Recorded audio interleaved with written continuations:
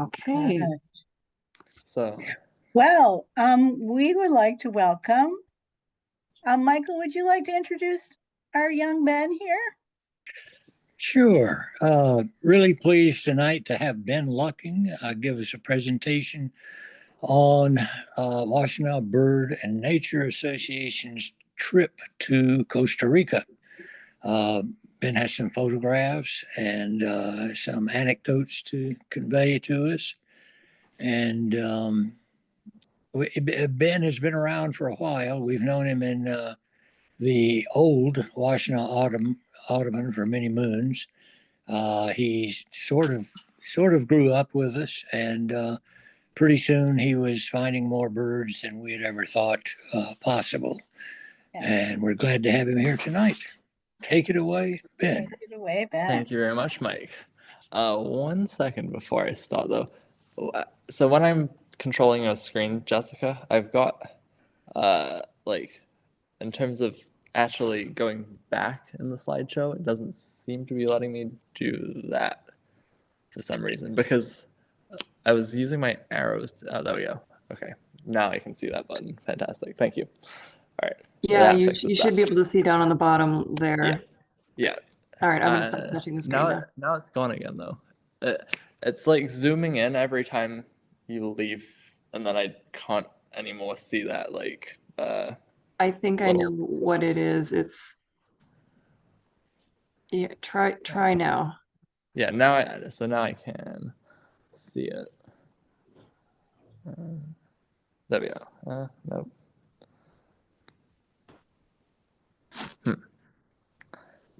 Yeah, it's not coming up for me to, yeah. So I can see your thing, a little cursor going there. Hang on one second. I'm just gonna ask Yeah. my husband to help me with one thing really quick. Yeah, thank you. Anyway, in the meantime, I will begin a little bit here. So in January, we went to Costa Rica. It's a tiny little country, only about a fifth of the area of Michigan, but with about over 900 species recorded. So an incredible amount of diversity packed into a really pretty small place. You wouldn't know really being in the country that it is that small, just because with the mountainous roads and stuff, it does take a little longer getting places than we're used to, maybe in per mile at least. But it is just incredibly impressive how packed in that diversity is. And that's really because of, several things. And the fact that it's in the tropics, further south, closer to the equator you get, obviously more diversity, but also just in such a small package, having everything from the sort of 12,000-ish feet of elevation all the way down to sea level on both slopes just allows such a habitat gradient that it's pretty unmatched outside of a few places in the Andes in terms of just raw diversity in such a small area. So very special place. Am I able to move the slide now? Don't think so. Anyway, maybe. Okay, I think it is letting me use back. Okay, so I've gotten back to the first slide here. Maybe Yeah, not. Ben, I think I fixed it on my end, so I think you should be good. Okay, cool. Trying to go back to the first slide. Maybe it's just that there's a big delay. I don't know.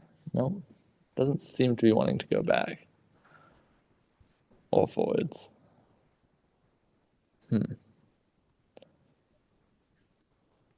Maybe the best thing is just to ask you to switch the slides. I don't know. I can do my best. I'm so sorry. I'm No parenting problem a at young all. child right now at the same time. I'm so It's my sorry. fault for not figuring out how to do screen sharing. I've done it before a number of times, so I don't really know what's going on with that. But All right. Please let me know what slide you'd like to be on. Yeah, so let's just go to slide number 1 real quick. Yeah, there we go. So here we have our little map from the eBird trip report. It handily sort of flags over all of the pins that we've got here, everywhere we went on the trip. So you can see it's kind of a loop with this little bit out onto the basically the southeast side there, on the Pacific coast.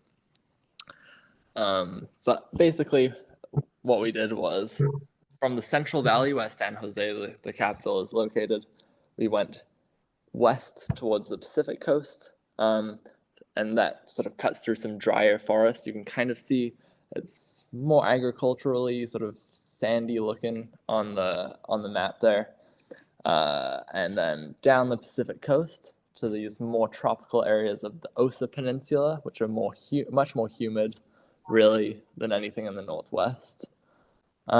Before going up into the mountains, where we get sort of that elevation gradient, and then Paramo right at the top, where sort of a lot of the most specialized species and endemic species will be, before heading a little bit down the Caribbean slope and heading back into San Jose. So we can go to the next slide. And so here you can just see, without sort of the overlay of all the sort of town names and everything, a little bit better the habitat differences here. So you can see this peninsula in the bottom right here that's really dark green, and that's the Osa Peninsula where we spent some time, and that is just very humid primary rainforest.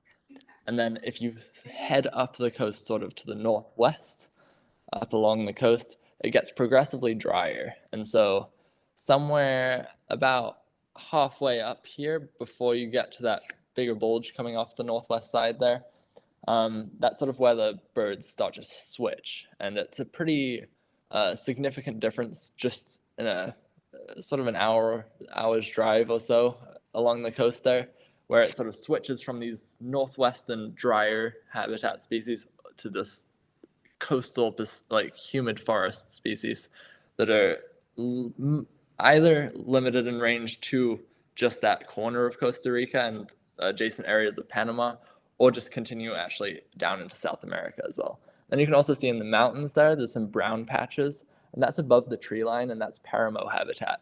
And so these isolated islands of sort of Paramo habitat really, even though at higher elevations you're not going to see quite as much diversity, there's some really special species up there. And so then you get the gradients on both slopes. But yeah, so that's why Costa Rica, I guess, has such great diversity. So we can go into the next slide. And so this is all of us, well, minus me, I was taking the photo, in front of a not super realistic scarlet macaw by our hotel at the airport there, just before we started the trip this. And that's Colin on the far right, my co-leader on this trip. So yeah, next slide. So the next day, our first full day, we headed out from San Jose, as I was saying, west along the coast to these drier areas. And there's basically some sort of agricultural areas as well as dry forest. And here we get basically one of our first sort of dry forest species, orange-fronted parakeets, which are really cool looking. And in Costa Rica are really only limited to that tiny little northwest corner, whereas their range, like many of the species in that area, actually continues up to sort of Jalisco and Nayarit in western Mexico. Basically just a large swath of that Pacific coast, with a few species in that area like elegant trogon actually going all the way up into the US and southeast Arizona. Sort of a band of dry forest that goes and just sort of ends right in that little corner of Costa Rica. So we can go to the next slide. Here's a few more of those such species. So in the top left, we've got a lesser ground cuckoo. We actually only heard it on this trip, as you can see kind of from even this photo that I've got here. It's not the most obliging of birds a lot of the time. They're very skulky. So yeah, heard only on this trip, but again, another one that corner of Costa Rica all the way up into the drier areas of western Mexico. Same with the stripe-headed sparrow on the top right there, and in the bottom right, we've got a white lord gnatcatcher, much the same. In the bottom left, we actually missed this bird, unfortunately, on the trip. This is from scouting that photo, but it's a double-striped thickney, and oddly enough, they actually just have sort of a scattered range across South and Central America, and even the Caribbean, just in sort of these agriculturally sort of dry-ish areas. So yeah, it's a little selection of the species of that region there. We can go to the next slide. Thank you. And then, so here's us birding that dry forest, and you can see sort of that dry looking vegetation. We're actually all looking at those orange-fronted parakeets in that dead tree there. I was looking earlier and trying to see if I could see them in this photo, but I couldn't quite find them. But yeah, so we were sort of walking along this pretty hot, dry road. In addition to some of those other species photographed, we also had spot-bellied bobwhites calling. We tried really hard to see them and didn't manage it until Colin turned his car around and flushed one in front of the car. But yeah, so this is a really interesting area. There's also some boreal migrants specialize in this sort of drier area of Central America, like dick thistles, quite common around here. We also saw some scissor-tailed flycatchers. So that was very nice. We can go to the next slide. All right, another bird in this drier area is turquoise-browed motmot, of which we saw a pair. This is a pair I photographed in Mexico, but we got some pretty good looks at the side of the road of these guys. That was really cool. And we can go to the next slide. And then it was time for lunch, and we also got our first looks at scarlet macaws that lunchtime just about, in some nearby fields where we were trying to call in some paint-billed crakes. We heard one, but did not, unfortunately, see one. But the scarlet macaws were pretty nice, and they were the first of many, many, many scarlet macaws. Delightfully common for a macaw in that part of Costa Rica. All along the Pacific coast, they're pretty abundant. It's really a special sight. So yeah. Next slide. All right, so after that, we sort of had our longest drive of the whole trip. We continued all the way down the coast to that Osa Peninsula, where I was saying there's a lot more of this more humid, taller primary tropical rainforest. It's hot, humid, and has just a really incredible amount of biodiversity. And so that took us until dark, but the next morning we enjoyed our breakfast with some more scarlet macaws and also some new birds for the trip, such as this fiery-billed aracari that sort of flew right over us at breakfast time. And we can take the next one. And so there was also some Montezuma oropendulas. This is actually a bird that, again, ranges up through Mexico. Actually, it's quite rare in the Osa Peninsula, and our Airbnb hosts there were actually very excited to see this, as they hadn't seen them there before. It's sort of colonizing that part of the Osa, much like Virginus pygmy owl was also a bird that was heard that morning before breakfast, and is, again, very rare in the Osa Peninsula, so that was kind of interesting to see.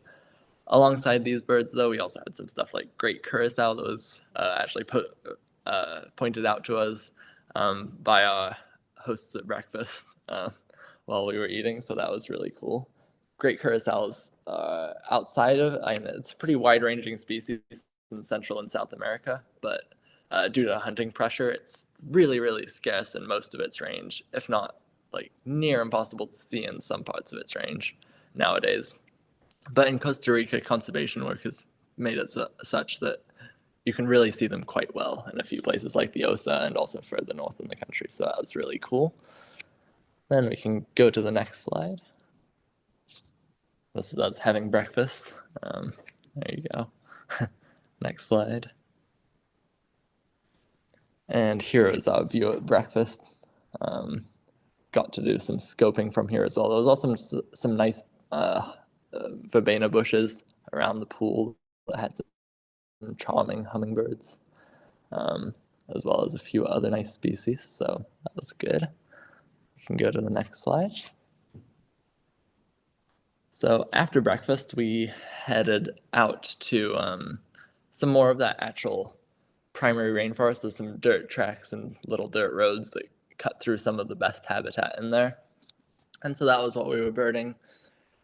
We were looking for some of the specialties, namely, and the main target in that area is black-cheeked ant tanager, a bird that's really only found in the Osa Peninsula. Tiny, tiny range. We unfortunately did not find that this morning, but we did find a number of other things, such as this orange-colored mannequin. And next slide. And king vultures were around. There were also a good selection of trogons on offer. Quite a lot of guarded trogons around, as well as northern black-throated.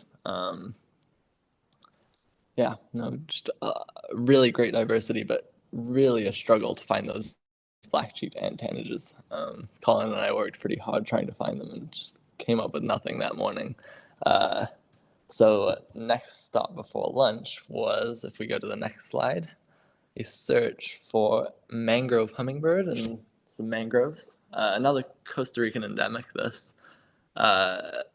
It's sometimes a bit tricky and doesn't, like many hummingbirds, come to feeders, unfortunately. So working the mangroves is what you've got. And we headed down to a spot we found them on scouting and pretty much immediately had one, but it lasted all of about 5 seconds before it had gone about its ways. And we spent another maybe an hour walking up and down, trying to find anything that moved, to no avail. Had a rufous-tailed hummingbird, we had prothonotary warblers, all sorts of things in there, but no luck on our mangrove hummingbird until after lunch.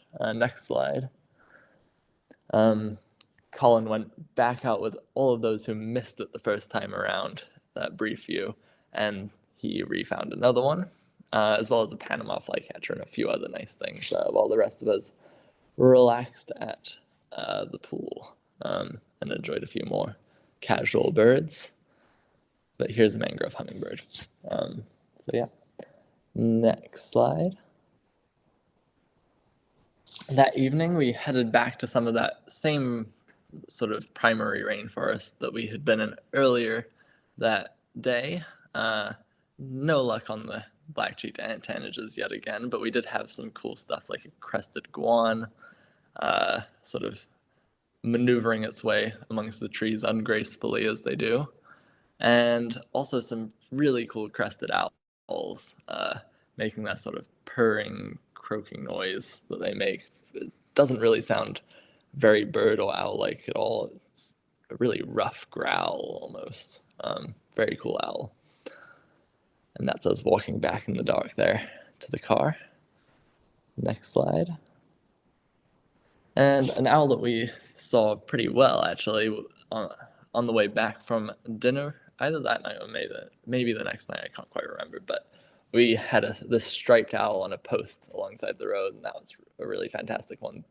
They're a pretty widespread owl in sort of agricultural areas all over South America and some of Central America, but they're pretty scarce, and this was actually my first one, so I was pretty excited to find it, sat on the post and get everyone some good looks at it. Next slide.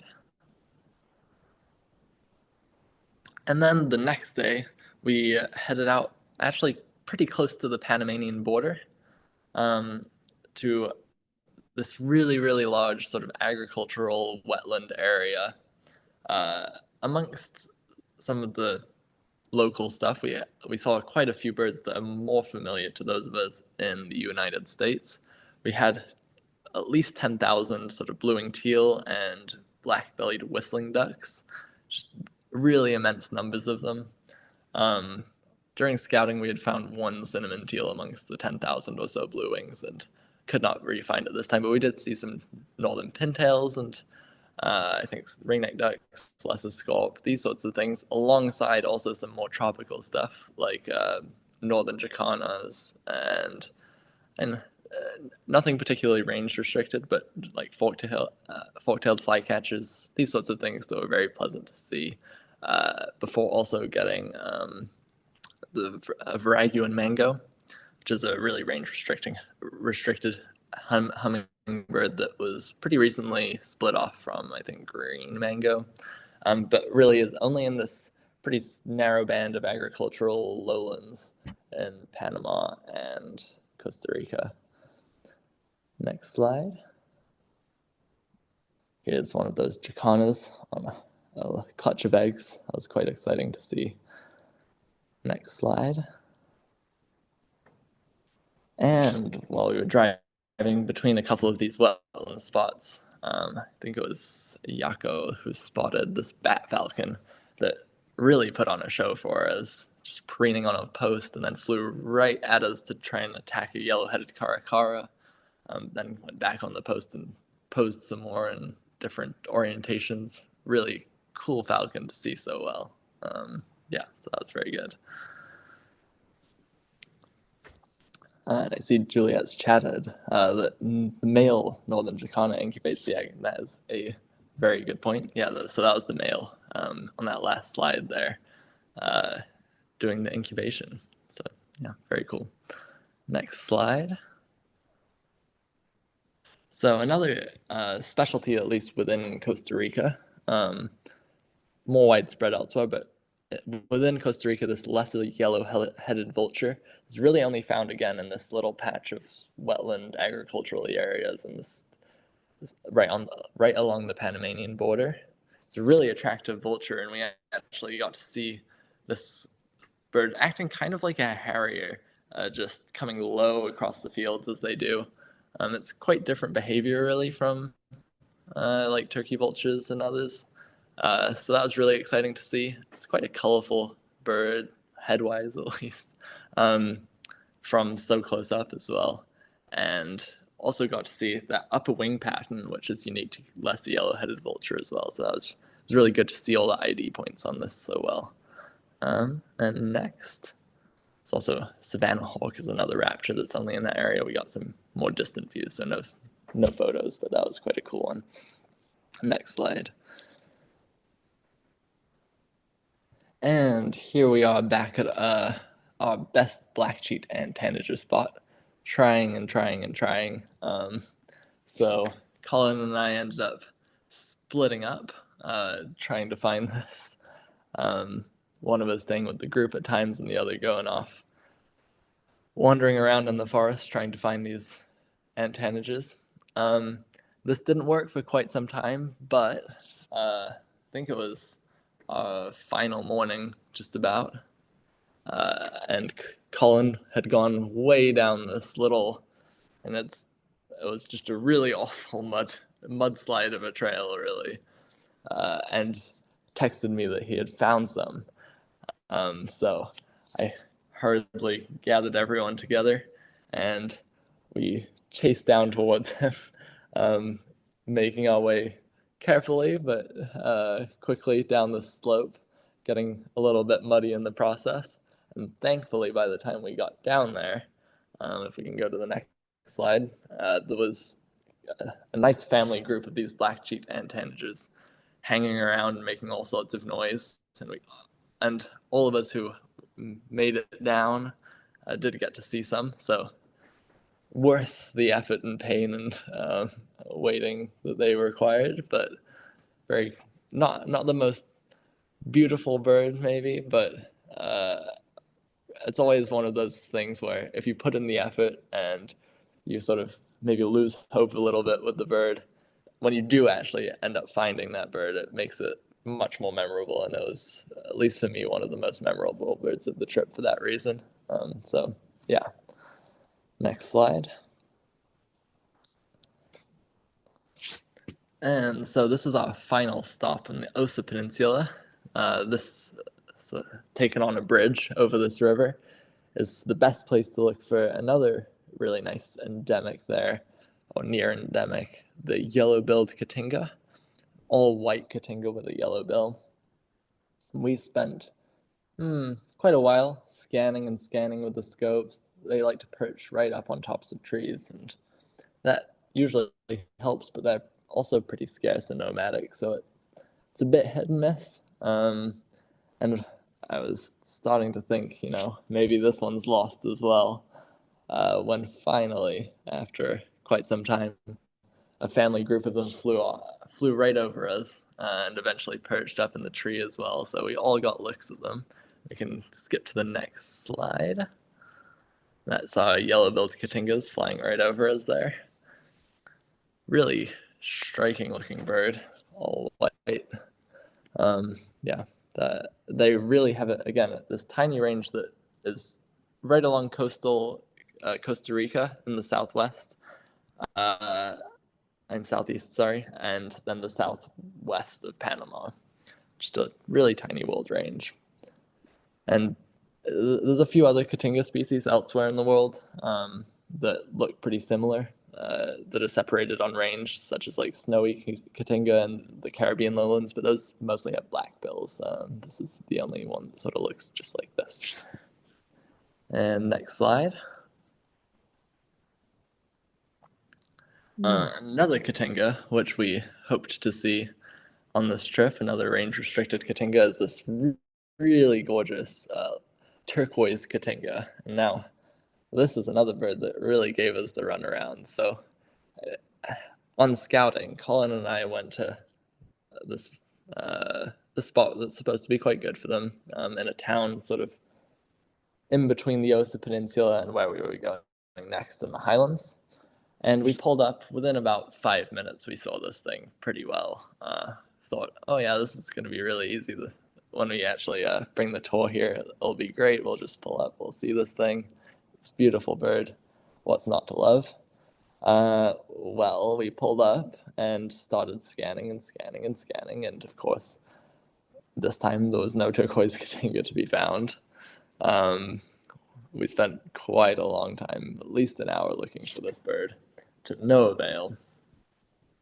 So we continued off into the highlands, but the next day we managed to clean up on highland species pretty well earlier than we had expected, and we headed back down for a second go at it.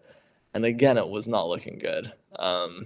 But we again split up like we had for the antenna, and I walked off around a few corners and finally had a female fly over, and I was like, very frustrated that, because it just kept on going, and I was scanning the area since I knew that there was at least a female here, and spotted this male way up high in a tree.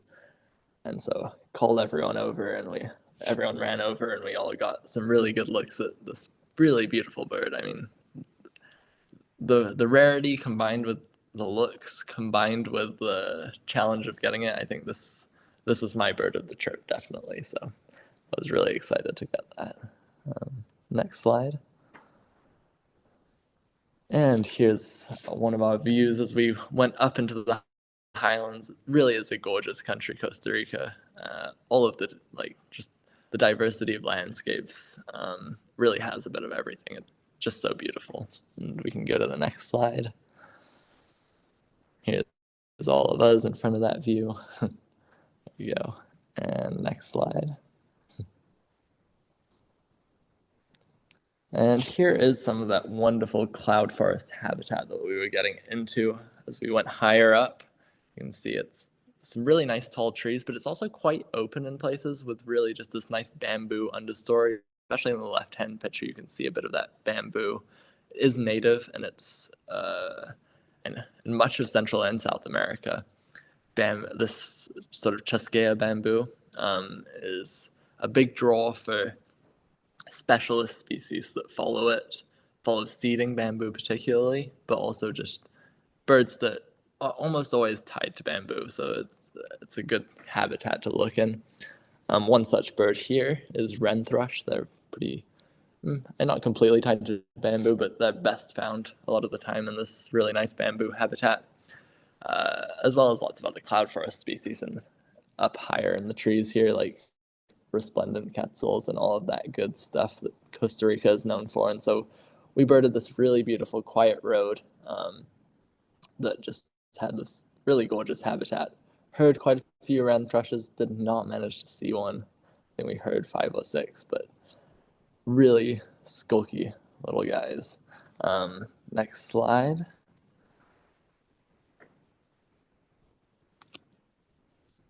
And so one of the big draws to Costa Rica is, of course, resplendent quetzal. And after some tracking down, we did finally get some good looks, particularly of a female that hung around that very road.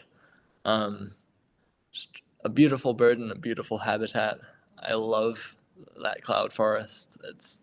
I love the temperature. I love how it looks. And as much as the diversity isn't as high as sort of that lowland primary forest, the quality of birds, in my opinion, is absolutely top notch. I mean, some of the most beautiful birds out there are in the cloud forest. It also holds the highest levels of diversity of hummingbirds and all of that as you go a little higher like that. A lot of my favorite birds, the diversity is highest. Those middle and upper elevations, resplendent quetzal's really a top tier bird. Next slide. And here's another highland specialty. And so a lot of these species, as you get higher up, and the higher you go, the more likely it is to be endemic or have a very, very small range, because in the same way that islands generate a lot of very unique species, these little patches of mountains, especially in the tropics, also tend to do the same thing, because in a way they're islands of habitat separated from everything else. And so each of these little mountain ranges has its own sort of set of birds, some of them broadly similar to others in nearby mountain ranges, but also some pretty unique birds. This timberline wren is pretty different from anything else around, and they're in the upper levels of habitat, right above the cloud forest, above the tree line, but also just at the top of the tree line too. Hence timberline wren. You got to look at this guy as he sung his heart out. Really, like most wrens, a beautiful singer. Next slide. There's also some good warbler flocks up there, including these collared redstarts. There's also, as well as collared redstarts, there's Costa Rica, like much of Central America, gets a lot of our warblers in winter.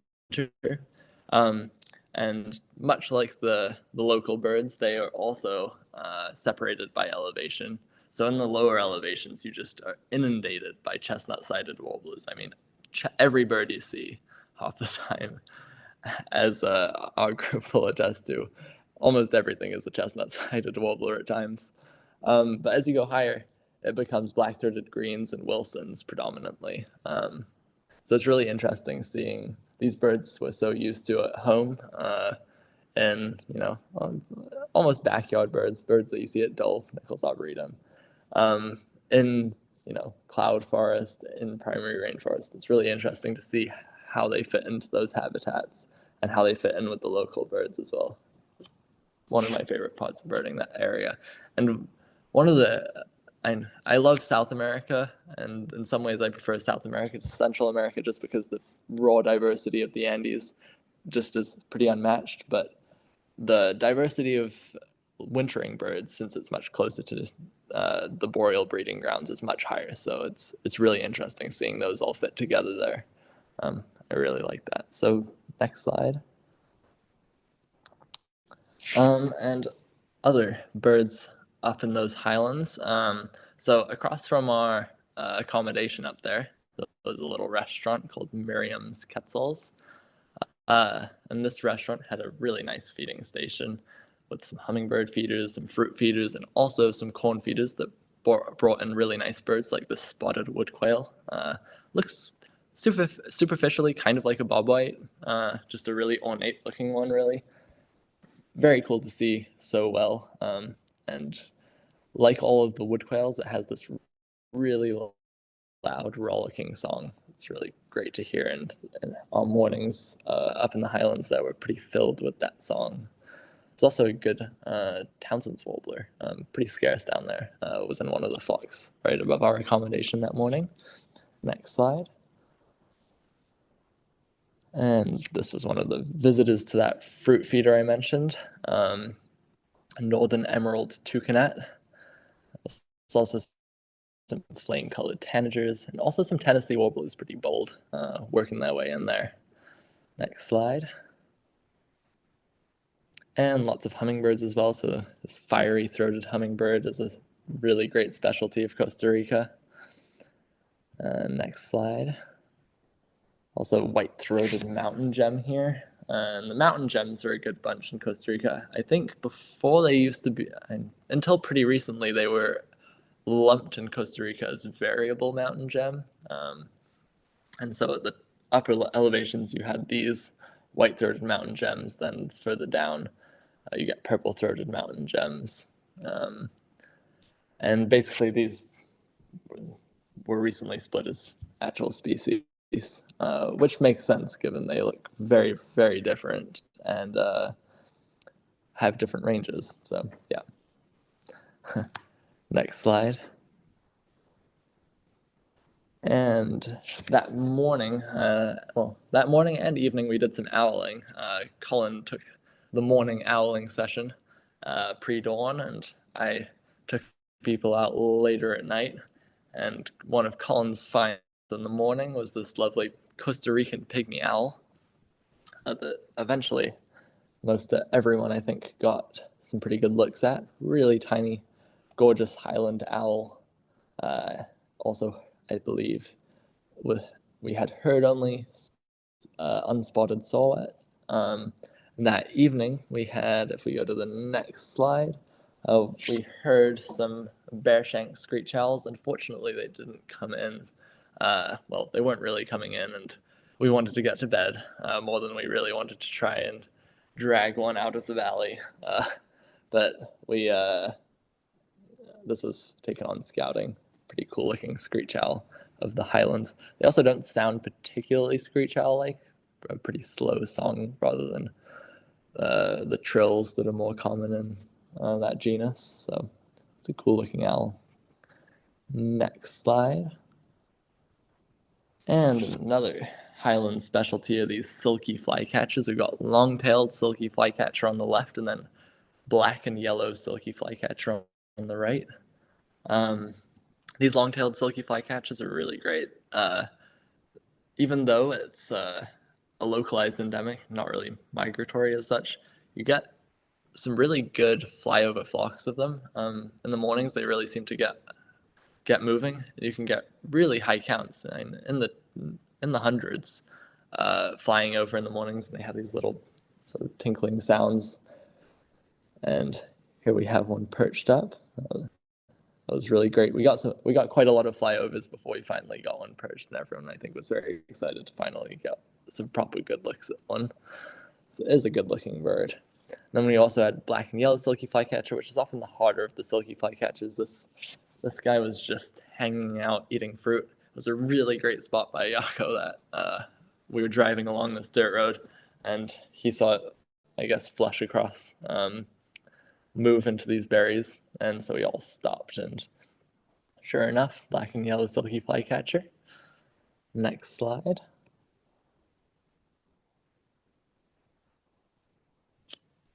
And so here we have that road that we were driving down, and so this is a scenic route, I guess.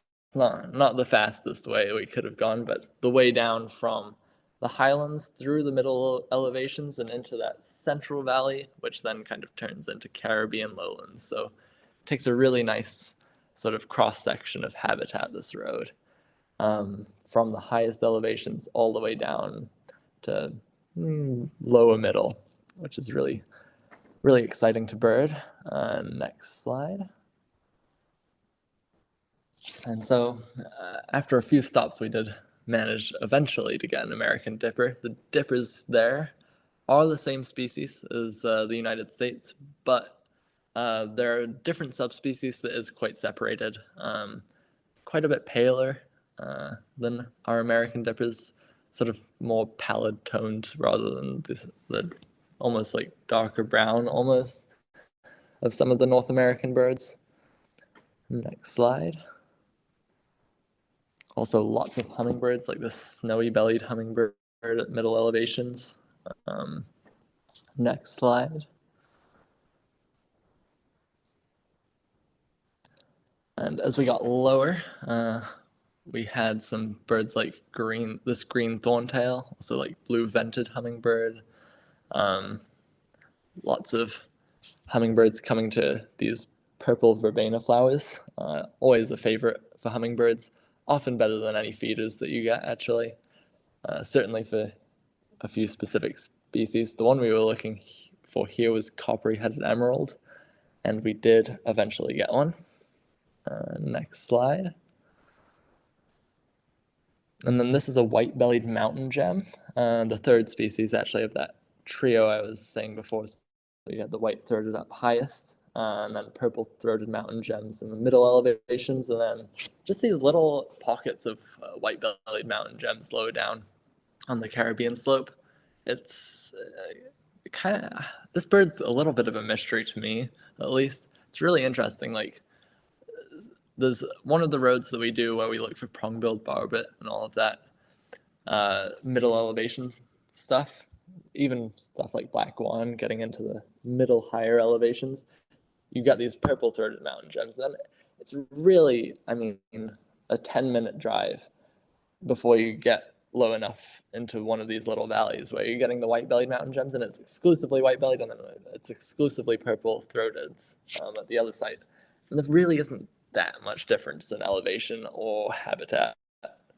But I guess it's just enough. Yeah, and it's interesting. It's not like broad across their range. They are really in these little pockets. It's quite interesting. Next slide. And so then we have the bronze-tailed plumulatier, another good hummingbird from the Caribbean slope. This is a little lower down. Next slide. And one of the real stars of the show in Costa Rica is the snowcap hummingbird, and just called snowcap, but a tiny little guy is really gorgeous looking. And they can be pretty scarce and quite tricky. They don't come to feeders. They're a flower-only hummingbird, really, which does make it a little more challenging. So it's really good to get. And get them we did. We went along this little side road that I had found on satellite maps along Rio Peja. Wait, let me look at my notes. I'm gonna butcher it otherwise. What was it? Rio. 1 second. Yeah, Rio Pejibai. Yeah, where we birded along at sort of the slope above a river, and I mean, we must have had at least a dozen of them along there. It was really great just seeing them seeing them interact with each other. This really special species. I know it was a favorite of a lot of the people on the tour, so it was good to really get some properly good experiences with them. That road was really fantastic, actually, that morning. I mean, I think in a few hours we had about 87, 88 species, somewhere around there. And that included all sorts of stuff from local stuff, like the hummingbirds, like these snowcaps coming to flowers, but also lots of neotropic migrants. I mean, we had several golden-winged warblers, mourning warblers, all of that alongside some of the local warblers as well, like golden-crowned warbler, chestnut-capped warblers, buff-rumped warblers, and just so much activity. It was a real whirlwind. I don't have almost any photos, I was realizing, from this morning. I think that's because, yeah, I was just all over the place, getting on one bird and then getting on the next, which is a good way to be, I suppose. And yeah, we had some good mannequins along there. We had white ruffed mannequins, these all black mannequins with the white throat. And then we had white collared mannequins along there, a white capped mannequin. Some good tanager flocks with like emerald tanager. It's just really one of those mornings where you just love being in the neotropics. And I think we can go to the next slide. Another snow-capped picture here. There it is from the back. It is just a really tiny little hummingbird. Next slide. And then further up the road, we actually got some good looks at a keel-billed toucan. Really beautiful. This photo was actually taken in Mexico, because I didn't take a photo of the one that day. It was raining a bit, but really beautiful toucan. That really classic one, really. The yellow-throated's are nice and all, but this is probably the best of the big toucans like that, I think. It was, yeah, that morning was really good activity. We ended up getting to this river just before lunch, and every time we tried to get back in the car, there was a new tanager in this tree. We were getting more looks at white-ruffed manakins. I think I dragged Kathy out of the car at least a couple times just in the 15 minutes before lunch. So sorry about that. Next slide. And even the agricultural areas around there have some pretty good birds as well. This is a white-eared ground sparrow, nice localized, very attractive sparrow. And this bird we just pulled up into a coffee plantation that looked suitable, and out popped a pair of them. So got some really good looks at these. It's nice. Not like Cabinus's ground sparrow, the other special ground sparrow around there, which really gave us the run around, like our black-cheeked antenna just earlier in the trip. I mean, we tried several different spots for it, heard it a few times, but I think Yako got some looks.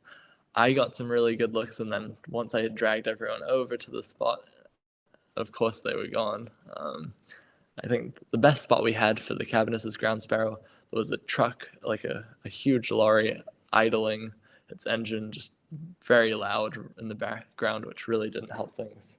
But yeah, at least the white-eared ground sparrows really did show off nicely. Next slide. And another angle of that white-eared ground sparrow. Next slide. And here is one of the final spots we visited on the tour, and maybe my favorite site. I think a lot of people's favorite site on this tour. La Angostura Florencia. It's this big, I think it's created by a dam of the river, but it's a big marshy lagoon, really, with some really nice reed beds in it. And so we arrived in the evening, or late afternoon, started birding our way along this entrance road. It's a really beautiful spot, and we started by seeing some new birds like snailkite and hinga, all of those, and we were scanning really carefully these reed beds for pinnated bittern, which had been seen there. There's some thicket ant pittles calling in the background as well, so that was really good. Good start. Next slide. Here's another angle of that marsh. Next slide. And actually, yeah, so along the entrance road, just as we were entering, actually, there was this little sort of puddly mud track where people had driven along, I guess, along a canal. And this rufous-naped wood rail was really showing off right in the open. So we got out and got some really good looks at this guy. A bit of a rarity at that far up the Caribbean slope, so really cool to see that well. And over the course of the evening, we ended up hearing a lot of them as well, just absolutely wild grunting noises that they make. Yeah, so that was one of the highlights there, one of many. The next slide. And we also got to watch this bare-throated tiger heron hunting and successfully catching a pretty large fish and eventually working its way and swallowing this giant sort of fish bigger than its head. Very impressive to watch as well. Next slide. And eventually we did. I think it was Yako who first spotted again. This one was pinnated bittern. And next slide.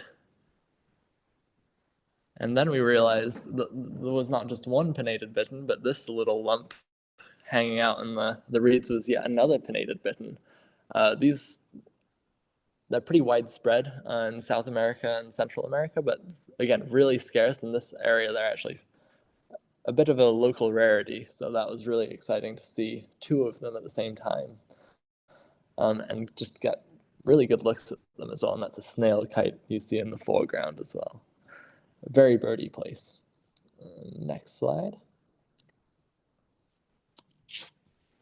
But the real highlights of the evening here were after it got dark. So we waited and watched the tiger herons and the bitterns and all of the birds flying around as it became dusk. Some muscovy ducks as well, wild type muscovy ducks.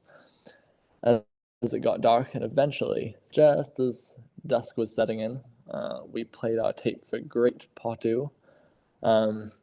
This horrible scream that they make, really awful noise, and pretty much immediately got a response.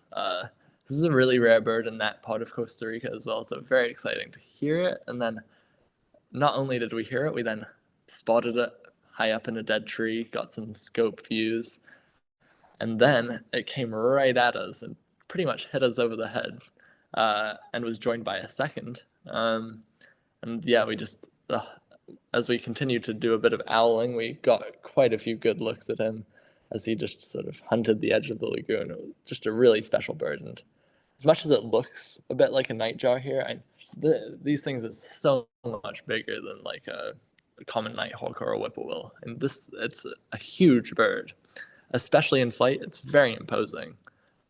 Really a thrill to see. So again, another one of the highlights of the trip for many of us. We also heard what must have been a Middle American screech owl. There weren't any records in that province before, but the elevation and being on the Caribbean slope does make sense for that species. I've not heard from an eBird reviewer, but we all heard it pretty well. So Middle American screech owl was another good bird there. Next slide.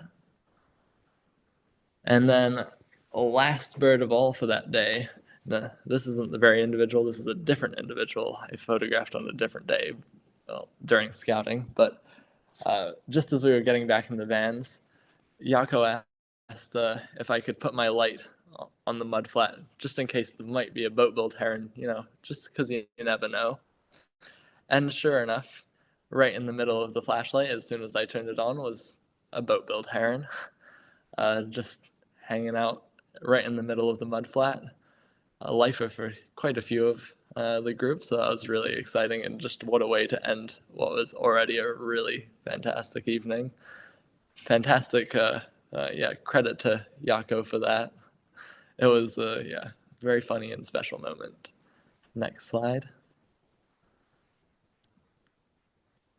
And here we all are at the very end of the trip, at an Indian restaurant that we had our final dinner at. But yeah, so over 400 species in about 11 days. It was very exciting, and Costa Rica is just a remarkably beautiful and friendly country. We really love it. And yeah, so that is the presentation. Thank you all for bearing with me. Let's see what time. About 3 a.m. here now. So if I have been stumbling a little bit, that's why. But there you go. Thank you all. And if anyone has any questions, do let me know. I will answer what anyone has. Yeah, feel free to add a question in the chat or just turn Yeah. yourself off mute and feel free to ask directly then, whatever's easiest.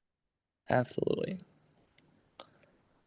Ben, do you remember how many species we saw on that last day? We called it the grand finale. Ooh, I Isn't can it double 100? check. Let me was up- double. I can double check. Maybe I wrote it down. Yeah, it must have. It was the been most I've ever like- seen in one day. for sure. It was For pretty sure. decently Remember, into the Jaco? hundreds. Yeah. I don't remember. Actually- I don't remember. I know it was a very intense day as far as Yeah. what all we saw. Dang. The I know final that day it was raining, first- remember? The last day it was Exactly. raining, but the second to Yeah, the but last the day when we second went to to the the last day lagoon. was the Uh, best day. Yeah, Yeah. definitely. I'll look it up. That's a good point. I forgot to add. So the very last day, the day after our time in Angostura, we had our first proper rain of the trip, which really made it challenging to bird. And not only that, but once we got a bit, well, we got out of the rain for a little bit at one of the bird feeders in the highlands, so that was quite nice. But then as soon as we decided to move on and try for a few more middle elevation species, we found a puncture in the tire and a big nail in it. So that was that. So then it became more of an exercise of trying to find how to fix this puncture before it became a real problem, which thankfully we did manage to do. And we got one final bird, I guess, after the puncture, which was grass wren. And that hummingbird too. That little hummingbird what was- that we went back. Coppery-headed emerald. Yeah. Coppery-headed somebody? Yeah. Yeah, that was the copper-headed emerald. That's right. Copper-headed Yeah, emerald. yeah, Yeah. exactly. So, Um, and Carrie is asking what was everyone's favorite bird of the trip, and mine was the turquoise katinga. Mhm. As I That was a lot of mentioned, ours. just the combination of really working for it and such a beautiful bird. It was absolutely my favorite bird of the trip. But Yeah. I know other people had differing opinions. Mine was Anyone the want to snowcap. share? Snowcap. Snowcap was pretty cool. Very Yeah. good. Yeah. Yeah. Yeah. Snowcap was good. Yeah. So that second to the last day, we had 170 species. 170. Wow. Very good. Yeah. That was my favorite day. That's for not sure. bad at all. That was great. What was your Yeah, favorite bird, that's- Sandy? That's no small number. Ooh, probably the two that you mentioned. And I also like the Timberline wren just because we got to hear it first and then we had to find it. It took a little while, but not so long. So that was pretty Yeah. that was pretty special too. Those wrens, it's amazing that such a small, innocuous looking bird can sound like that. Just incredible. Yeah. So And so many of the Marilee wren species. oh, sorry. Yeah, go on, Marilee sorry. asked when and where is your next Washtenaw Bird and Nature Alliance tour? Ooh, that is what I'm currently working on. So I've since Costa Rica, I subbed in on 2 Ecuador tours for Wings, and I have since been in Azerbaijan, and then I spent a few days just now in the United Arab Emirates while I was renewing my Azerbaijani visa. But between all that, I am eventually, working up a few tours here. I have a few ideas in the works, which I am hoping that I will have at least maybe 2 or 3 ideas fully ready to present by the time the next presentation rolls around, which I am doing next month on Peru. So I have a few ideas before that, but I'll wait until then to share them. Good idea. Yeah, everybody come in April, 3rd Wednesday of April. Then we'll be in person at the library then, yes? I believe so, yes. Well, Yeah. that should be amazing. Will it be on Zoom too? Do you do both or no? We go on YouTube Live. YouTube Live. Okay, great. Well, Yeah. we heard all about Peru while we were in the car in Costa Rica going from place to Yes. place. So it should be Yeah. amazing. Peru's Some of pretty his cool. stories were incredible. Yeah, Peru is a pretty special country. Bird-wise, it's about as good as it gets. Travel-wise, it can be a little tricky, but special place. Can I ask a question about the location in Costa Rica? Yeah, absolutely. Alexis. I don't think we met, Ben. Nice to meet you. Nice to meet you too. I've actually been there's the NSF has LTER sites in Costa Rica and Puerto Rico. So I've actually been Yeah. like honing in on where to possibly do doctorate work and have been reading papers about Costa Rica. So it's really awesome to see pictures of the cloud forests and aside from just kind of like one dinky black and white in a scientific article. So I really Right. appreciate all the photography was excellent, really, really kind of Thank you very inspiring much. to I observe. appreciate it. You're welcome. And then you mentioned you kept mentioning kind of like traveling down the slope at one portion and seeing different hummingbirds. And I wonder if the slope had a specific aspect, if it was like very south facing when you were seeing a lot of hummingbirds, very north facing, or if the forest was if the forest cover was enough to where like, you know, there wasn't like a dry side, wet side. Do you know what I mean? In terms of the lighting conditions at all, or? So, I mean, really, I know when I'm talking about the slope, it's more like just the elevation gradient and how that affects like the hummingbird diversity. Okay. So, weirdly enough, like the habitat, even on like the Caribbean Elevation and the gradient is a good Pacific slope. buzzword. Yeah, I'll say elevation gradient's a good like phrase buzzword. That's kind of what I've been putting into like research proposals, and some of the professors at Stanford, like elevation, like gradient is kind of like, you know, people understand that very well. So exactly. okay. Anyway, So, I didn't mean to interrupt. like weirdly enough, the habitat is pretty similar. Like a lot of what you tend to find hummingbirds in, and really all like blanket across Latin America, is verbena bushes that are planted like by people. Um, in terms of like actual wild quote unquote hummingbird habitats, a lot more of what you see is like if you get to an area that has a lot of flowering trees, and it will vary pretty significantly Any by particular the season. And any particular species of trees? You all, I don't know if I know Juliet at botany.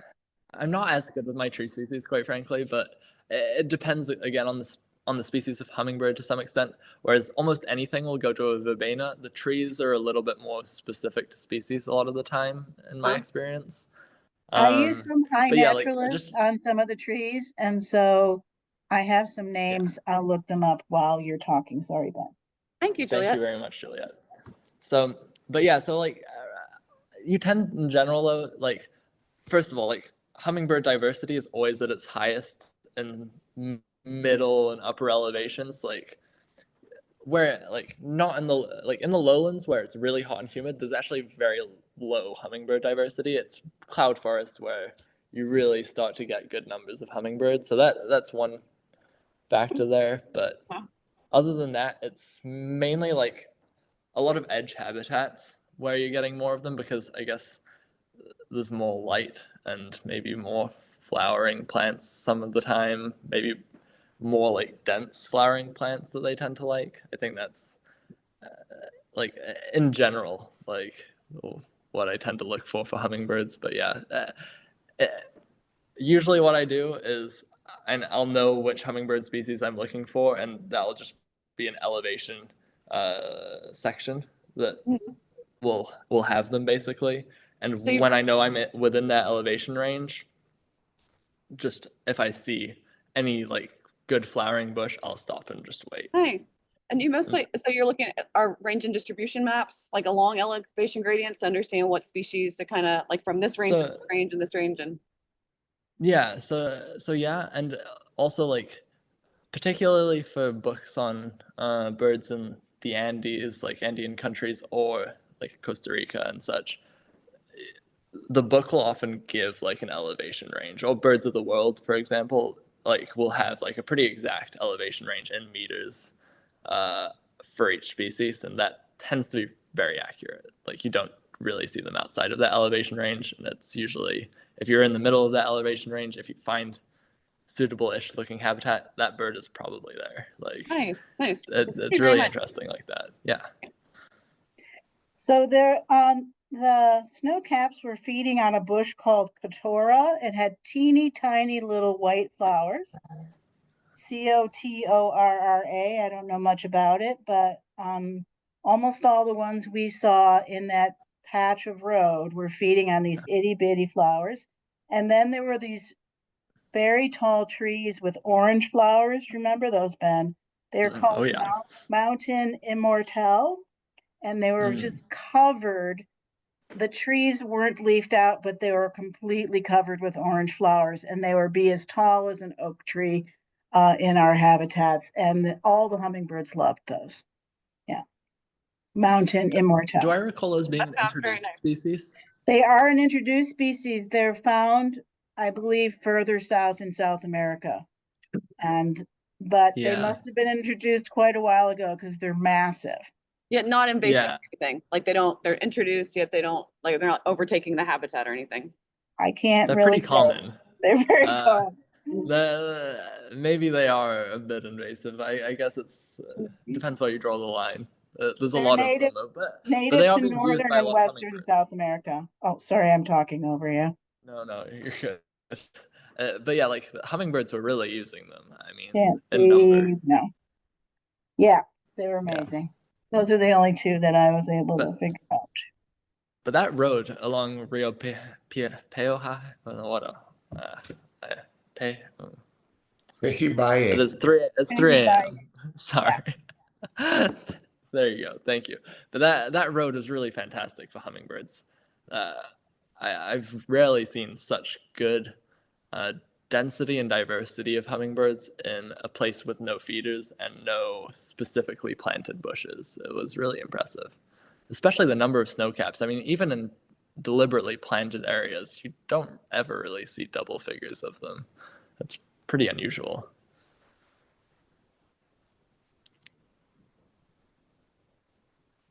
Yeah, cool place.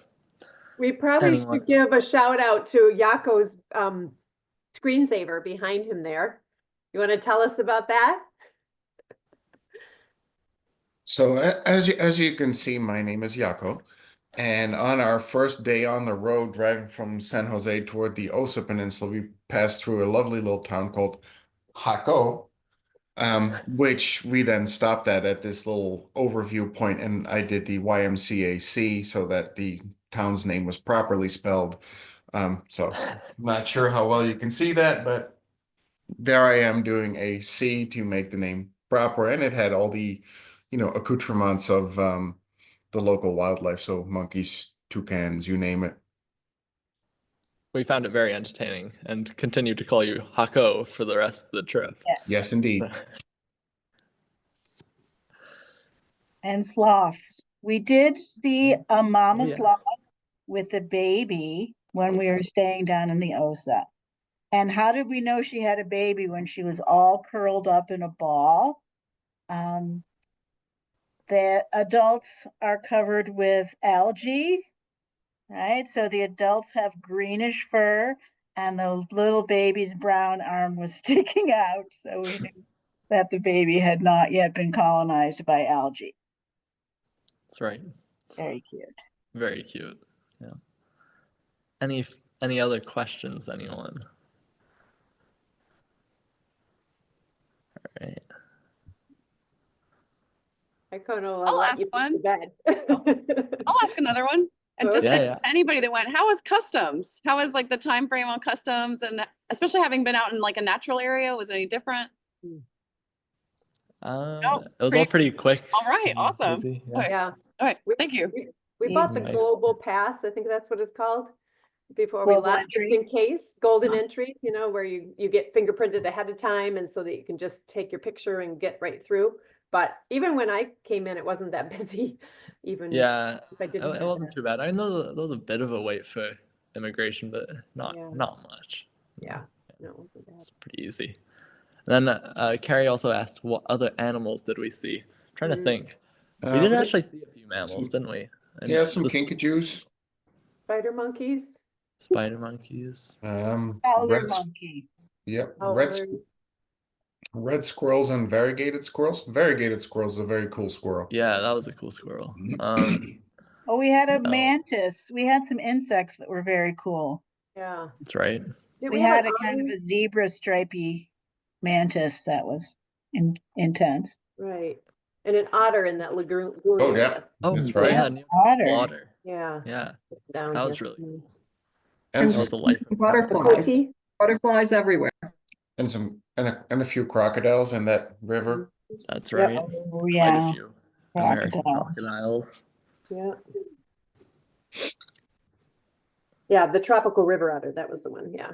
Yeah, Looked like a neotropical. seal. Yeah, It was so big. yeah, that was really cool. That was, Mhm. and I love that wetland. Such a fantastic That was spot. great. Yeah. Yeah, beautiful and some great wildlife. Mhm. Yeah. We had Lots a of- beautiful sphinx moth, a pink one. Mm. I don't think you can see my screen, but oh yeah, there it is. Again, actually. Yeah. Yeah. Good. Did we? I did some- We also saw some quaddies, right?